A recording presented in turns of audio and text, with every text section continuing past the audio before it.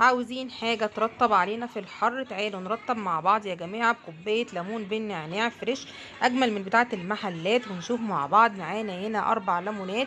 وأهم حاجة في الطريقة دي، أهم حاجة يكون الليمون معانا أصفر مش أخضر.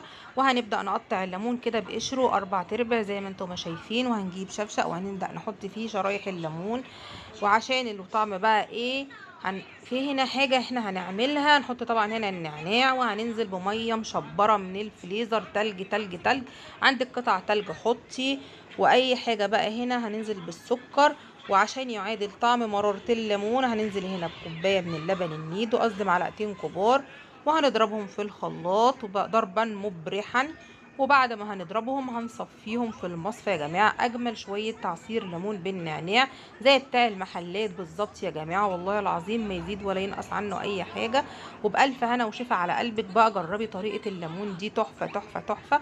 وهنزين طبعا بشرايح الليمون زي ما انتم ما شايفين كده. وهنزين طبعا منه شوية نعناع اخضر كده على وش الكوباية. لو انت طبعا هتشربيها في المحل هتجيلك بنفس الشكل دوا، او مطعم او اي كافيه. وطبعا نتحدى بيه اي مطعم في الطعم. ويا ريت بقى تجربي الطريقة دي وان شاء الله تعجبكم. واشوفكم حبايبي في فيديو جديد، واتمنى تكونوا بخير، والسلام عليكم ورحمة الله وبركاته.